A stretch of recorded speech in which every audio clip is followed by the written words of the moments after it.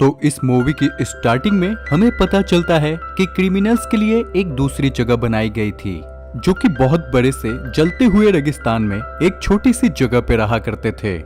इनमें से जो भी क्रिमिनल बगावत करने की कोशिश करता उसे बैड बैचर्स कहा जाता है और उनके बॉडी पे एक नंबर भी लिख दिया जाता है ताकि उन्हें पहचाना जा सके। यहाँ पे हमें ये भी पता चलता है कि यहाँ के लोगों को दो भाग में डिवाइड किया गया था।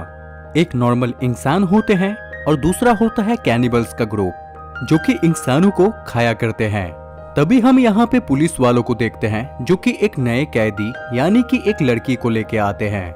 वो इस लड़की को इस जगह पे छोड़ देते हैं। यहाँ पे टोटल 5000 से भी ज्यादा क्रिमिनल्स होते हैं और इस जगह को बड़े बड़े जालों से घेरा होता है ताकि कोई भी क्रिमिनल यहाँ से भाग न सके। हार्लिन नाम की ये लड़की जब अंदर जा रही होती है तो वो एक बोर्ड देखती है जिस पे लिखा होता है कि ये जगह अमेरिका के अंडर नहीं आता, मतलब इसके बाद अगर आपके साथ कुछ भी होता है तो उसके जिम्मेदार आप खुद रहोगे। बहुत गर्मी होने के कारण आर्लिन उस कार में जाके बैठ जाती है, लेकिन इस बेवकूफ को ये नहीं पता होता कि सामने से दो कैनिबल्स आ रहे थे।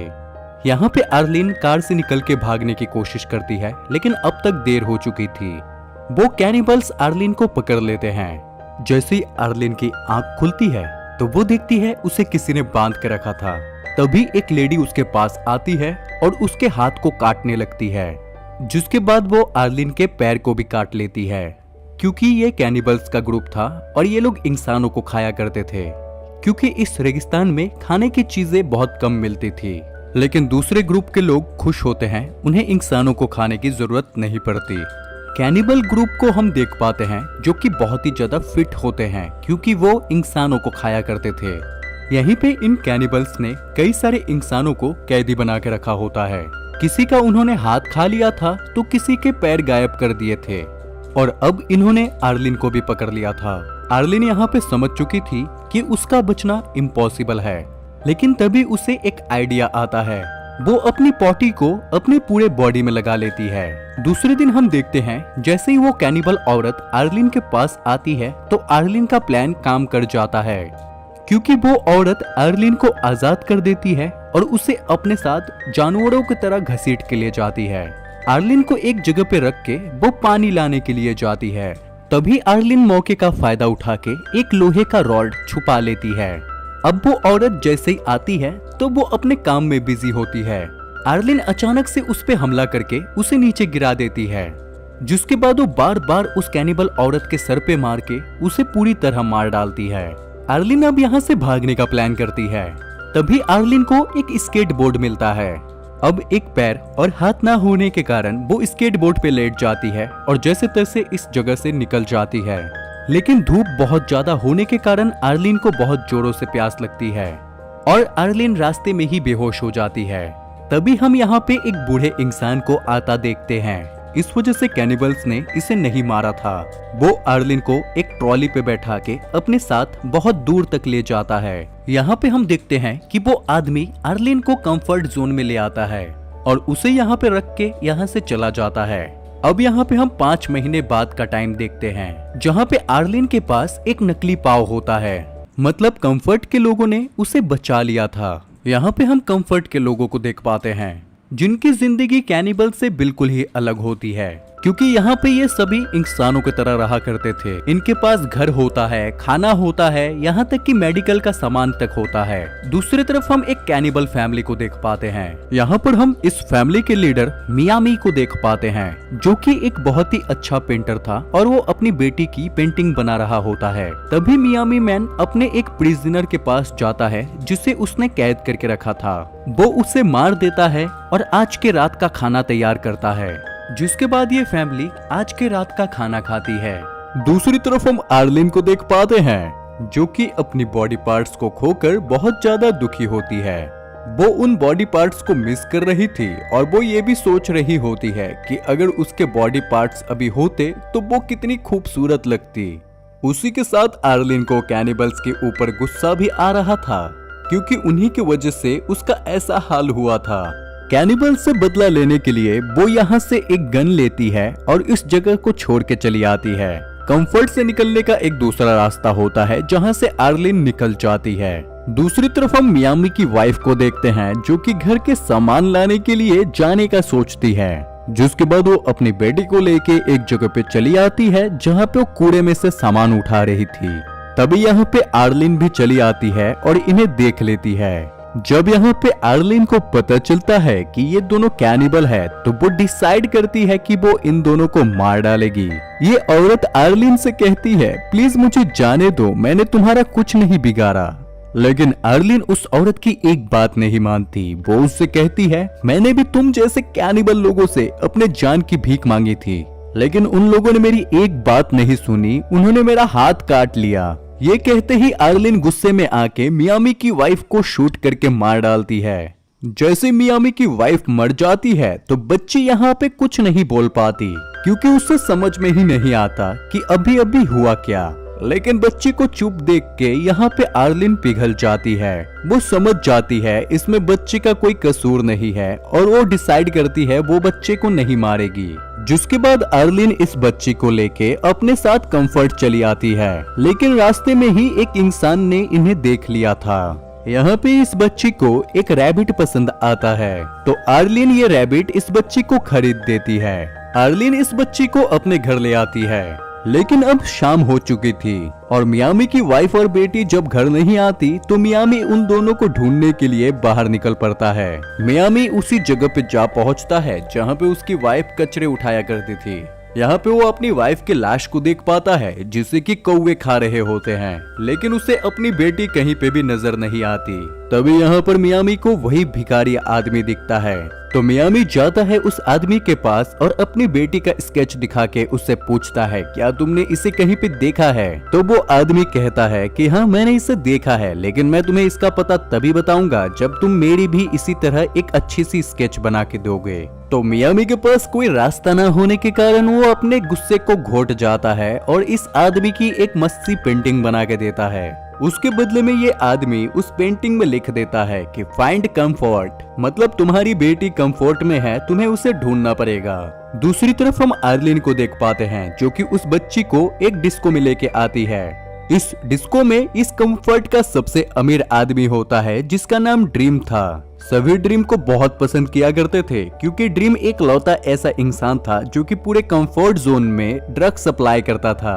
और उस ड्रग की सबसे स्पेशल बात यह थी कि उसके अंदर एक तरह का मैजिक था। जो भी उस ड्रग को कंज्यूम करता था वो अपनी दुनिया से अलग किसी और दुनिया में ही खो जाता था। उन सब इंसानों को ऐसा फील होने लगता है जैसे मानो वो ड्रीम में आ चुके हो। इसी वजह से तो उस सप्लायर को ड्रीम कह के सब बुलाते थे और ड्रीम इस कंफर्ट का मेयर भी था। ड्रीम यहाँ पर पार्टी में सभी को ड्रग देता है तो अर्ली भी यहाँ पे ड्रग ले लेती है। दूसरी तरफ मियामी की बेटी के हाथ से वो रैबिट छूट के भागने लगता है तो ये बच्ची उसका पीछा करते हुए जाती है और इसी चक्कर में ये बच्ची खो जाती है और आर्लिन से दूर हो जाती है।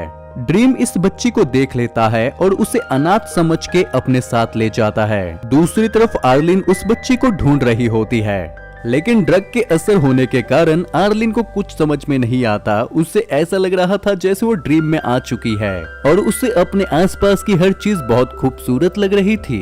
बच्ची को ढूंढते हुए आर्लिन कब कंफर्ट जोन से बाहर चली आती है उसे पता ही नहीं चलता। और तभी यहाँ पे हम देखते हैं कि मियामी उसके पास ही खड़ा होता है। दूसरे दिन जब आर्लिन की आंखें खुलती है तो वो देख पाती है कि मियामी उसके सामने खड़ा होता है। यहाँ पे आर्लिन देखती है कि मियामी के पास उसका वो पैर था जिसके बिना वो चल नहीं सकती। मियामी आर्लिन को अपनी बच्ची का फोटो दिखाता है और उससे पूछता है कि क्या तुमने इसे देखा है, लेकिन आर्लिन यहाँ पे एकदम कच्चा झूठ बोल देती है और कहती है नहीं तो। और यहाँ पे हमें पता चलता है कि कंफर्ट जोन में एक रूल था, कोई भी कैनिबल उसके अंदर नहीं आ सकता था वरना उसे मार दिया जाता। इस वजह से मियामी मैन यहाँ पे आर्लिन से कहता है कि तुम्हें मेरी बच्ची को ढूंढ के लाना पड़ेगा। और वो मियामी से कहता है अगर तुमने ऐसा नहीं किया और चालाकी करने की कोशिश की तो मैं तुम्हें किसी भी हालत में ढूंढ लूंगा और तुम्हें मार डालूंगा। तो आर्लिन उसकी बात मान जाती है और उसके बाद ये लोग आगे बढ़ने लगते हैं। जैसे ये लोग थोड़ा आगे जाते हैं तो इनकी मुलाकात एक कैनिबल के साथ होती है जो कि मियामी से कहता है तुम इस लड़की का एक हाथ काट के मुझे दो जिसके बदले में मैं तुम्हें फ्यूल दूंगा वरना तुम यहाँ से नहीं निकल पाओगे। तो मियामी उसकी बात बहुत आसानी से मान जाता है और आर्लिन को उसे सौंप देता है। ये कैनिबल आदमी जैसे आर्लिन को लेके जा रहा था तभी मियामी पीछे से उस पे हमला कर देता है और तुरंत उस कैनिबल आदमी की मौत हो जाती है। वीडियो में आगे बढ़ने से पहले आप जरूर से बताना कि आप कौन से कंट्री से हो। देखते हैं कि कहां-कहां के लोग हमारे वीडियोस को देखा करते हैं। अब इसके बाद हम देखते हैं कि मियामी इस आदमी का सारा सामान ले लेता है और यहाँ तक कि उसका एक हाथ काट के भी अपने साथ ले जाता है। ये लोग कंफर्ट के लिए आगे जा रहे होते हैं, लेकिन तभी रास्ते में एक बहुत बड़ा तूफान आ जाता है तो इन लोगों को वहीं पे टेंट लगा के इंतजार करना पड़ता है और यहाँ पे इन लोगों को रात हो जाती है। तो डिनर करने के लिए मियामी उसी आदमी के हाथ को पकाने लगता है। आर्लिन यहाँ पे मियामी से पूछती है आखिर तुम कैनिबल यानी कि बैड बैचर्स कैसे बन गए। तो मियामी यहाँ पे बताता है कि मैं बस 16 साल का था जब मैं अपने घर से भाग के अमेरिका चला आया, लेकिन अनऑथराइज्ड पर्सन होने के कारण मुझे इस जगह पे फेंक दिया गया। और बातों ही बातों में आर्लिन और मियामी की दोस्ती बढ़ने लगती है, लेकिन तभी अचानक कोई मियामी को गोली मार देता है और तभी यहाँ पे एक आदमी चला आता है जो कि आर्लिन को अपने साथ चलने का कहता है। आर्लिन अब सोच में पड़ जाती है कि उसे मियामी के साथ रुकना चाहिए या फिर इस आदमी के साथ जाना चाहिए। ये आदमी कंफर्ट जोन का था, इस वजह से आर्लिन डिसाइड करती है और उसके साथ कंफर्ट में वापस चली आती है। लेकिन कंफर्ट में आने के बाद आर्लिन को बिल्कुल भी अच्छा नहीं लग रहा होता, उसे कुछ तो कमी लग रही थी। वो उस टाइम को याद करने लगती है जब मियामी ने उसकी जान बचाई थी, उसका ख्याल रखा था और उस वक्त को जब वो दोनों एक साथ होते हैं। यहाँ पे आर्लिन को एहसास होता है कि वो मियामी को पसंद करती थी।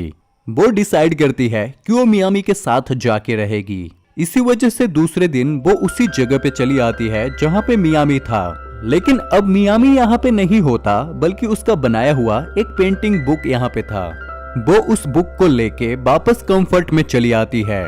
तभी हम उस अकेले आदमी को देख पाते हैं जिसे कई सारे कौवे डेजर्ट में उड़ते हुए दिखाई देते हैं। तो वो समझ जाता है कुछ ना कुछ गड़बड़ है और वो सीधे उस जगह पे चला आता है। यहाँ पे वो देखता है कि मियामी बेहोश पड़ा है, तो वो मियामी की मदद करता है। आदमी एक कौवे को भी पकड़ लेता है और उस कौवे का सूप बना के मियामी को खिलाता है। दूसरी तरफ आर्लिन मियामी के स्केचेस को देख रही होती है, जिसमें हालांकि कई सारे स्केचेस बने होते हैं, लेकिन उनमें से एक स्केच मियामी के बेटी का भी था। आर्लिन डिसाइड करती है कि चाहे जो भी हो जाए वो मियामी की बेटी को ढूंढ के रहेगी। मियामी उस पिक्चर को लेके जाती है और कंफर्ट के कई सारे लोगों से पूछती है, लेकिन किसी को भी उसके बेटी के बारे में नहीं पता होता। आर्लिन एक जगह पे थक के बैठ जाती है, तभी वो देखती है कि ड्रीम के घर से कई सारे लोग निकल के जा रहे होते हैं। उन्हीं में से एक औरत के साथ मियामी की बेटी भी होती है और यहाँ पे हम ये जान पाते हैं कि ड्रीम ने मियामी की बेटी को अडॉप्ट कर लिया था क्योंकि उसकी खुद की कोई औलाद नहीं थी। तो यहाँ पे आर्लिन सोचती है कि वो तो उस बच्ची को कभी भी वापस नहीं ला पाएगी क्योंकि ड्रीम बहुत ज्यादा पावरफुल है और उसके पास सारी अथॉरिटी है और वो ऐसा कभी नहीं होने देगा। जिसके बाद आर्लिन ड्रीम के पास पहुंच जाती है जहाँ पे कई सारी लेडीज ड्रग्स बना रही होती है। ड्रीम यहाँ पे बताता है कि आज मैं जो भी हूँ सब इन ड्रग्स के वजह से हूँ। तो आर्लिन यहाँ पे कहती है कि मैं भी इन सब के साथ यहाँ पे काम करना चाहती हूँ, जिस बात पे ड्रीम मान जाता है। यहाँ पे आर्लिन वॉशरूम का बहाना करती है तो वही प्रेग्नेंट लेडी उसे वॉशरूम लेके जाती है, लेकिन तभी आर्लिन अपने पैरों के अंदर से बंदूक निकाल लेती है और उस लेडी को प्रिजनर बना लेती है। आर्लिन इस लेडी को लेकर ड्रीम के पास जाती है और उससे कहती है कि अगर तुम उस बच्ची को छोड़ दोगे तो मैं भी तुम्हारी वाइफ को छोड़ दूंगी। हालांकि ये औरत ड्रीम की पत्नी थी, इस वजह से ड्रीम को उसकी बात माननी पड़ती है। आर्ली उस लेडी और इस बच्चे के साथ मिलके एक कार से यहाँ से निकल जाती है और वो कंफर्ट जोन से बाहर आने के बाद इस लेडी को यहाँ से जाने देती है। जिसके बाद आर्लिन इस बच्ची को लेके आगे जाने लगती है और तभी हम रास्ते में मियामी मैन को देख पाते हैं जो कि उस अकेले आदमी के मदद की वजह से अब बहुत अच्छा हो चुका था।